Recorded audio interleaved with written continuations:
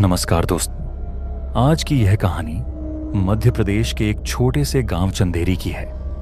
अगर आपको यह दिल दहला देने वाली कहानी पसंद आए तो इस वीडियो को लाइक करें और चैनल को सब्सक्राइब करें। विद्युत 21 साल का एक युवक था।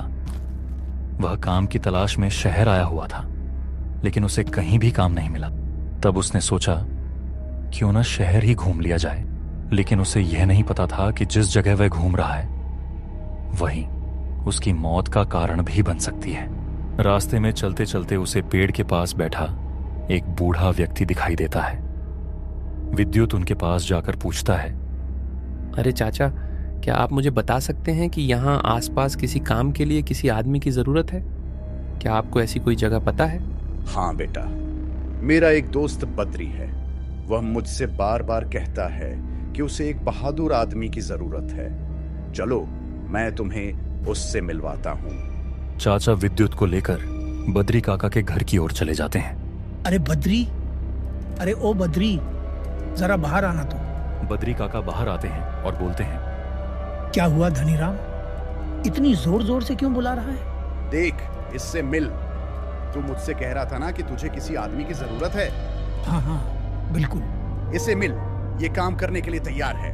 बेटा, क्या तुम काम के लिए तैयार हो? किस प्रकार का काम है काका? बेटा, मुझे कब्रिस्तान में रात की नौकरी के लिए किसी आदमी की जरूरत है, लेकिन कोई भी तैयार नहीं हो रहा। क्या तुम तैयार हो? यह सुनकर विद्युत सोच में पड़ गया। तब बद्री काका बोले, सोच लो बेटा, 30,000 रुपये मिलेंगे। पैसों के लालच में आकर विद्युत बोला, ठीक है काका, मैं तैयार हूँ। बहुत अच्छा बेटा, लेकिन डरोगे तो नहीं? अरे काका, मुझे भूत प्रेत पर कोई विश्वास नहीं है, आप निश्चिंत रहिए। ठीक है बेटा, तो रात 11 बजे कब्रिस्तान आ जाना, देर मत करना। रात होते ही विद्युत अपनी नाइट ड्यूटी के लिए कब्रिस्तान निकल जाता है। कब्रिस्तान पहुंचते ही वह देखता है कि बद्री काका भी वहीं खड़े थे। आ गए बेटा, तुम तो बहुत जल्दी आ गए। हाँ काका, पहला दिन है तो सोचा जल्दी आ जाऊं। बहुत अच्छा किया। चलो अब मैं चलता हूं। और हाँ, कब्रिस्तान का 1-2 चक्कर जरूर लगा लेना, यहाँ का यही नियम है। इतना कहकर बद्री काका वहां से चले जाते हैं। रामू थोड़ी देर तक वहां रुकता है, फिर सोचता है, एक काम करता हूँ, मैं अपने मित्र घनश्याम के ढाबे पर चला जाता हूँ। थोड़ी देर तक उसके साथ गपशप कर लूंगा, फिर अपने समय पर कब्रिस्तान आ जाऊंगा।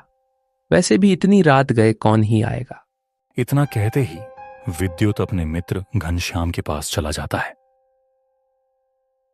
घनश्याम विद्युत को देखते ही मुस्कुराते हुए कहता है, अरे विद्युत बेटा, आओ।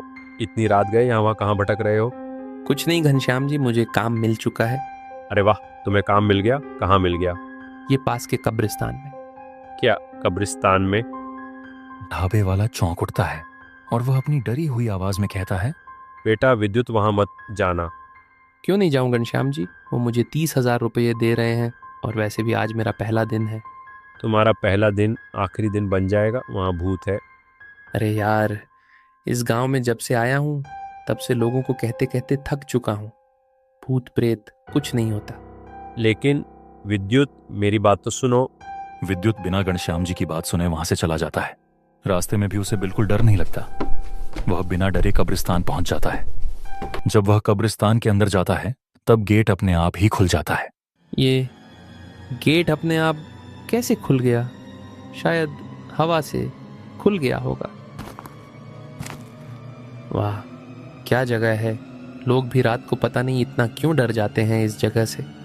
यार, मैं पूरी रात भर तो यहाँ बोर हो जाऊंगा, क्या करूं? अरे हाँ, याद आया, बद्री काका ने मुझे कब्रिस्तान का चक्कर लगाने के लिए कहा था। विद्युत कब्रिस्तान का चक्कर लगाने लगता है। तभी पीछे से पैरों की आवाज आती है। कौन है? कोई है तो सामने आओ। विद्युत, मेरी मदद करो। विद्युत बहुत डर जाता है और कहता है, कौन हो तुम? सामने क्यों नहीं आती? विद्युत, मैं इस कब्र के पास हूँ। विद्युत कब्र के पास जाता है और देखता है। हाँ विद्युत, मैं इस कब्र में हूँ, मेरी मदद करो। विद्युत देखता है कि यह आवाज तो कब्र में से आ रही है।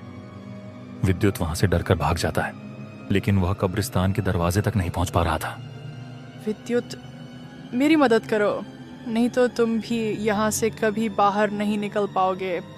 कैसी मदद चाहिए तुम्हें? तुम ये कब्र खोल दो, मुझे जिंदा दफनाया गया है। विद्युत का दिल पिघल जाता है और वह कब्र खोदने लगता है।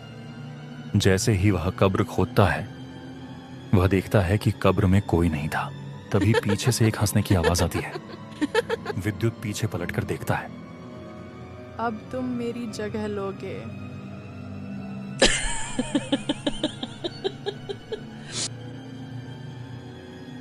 अगले दिन नाइट ड्यूटी के लिए एक नया वॉचमैन तैयार होता है।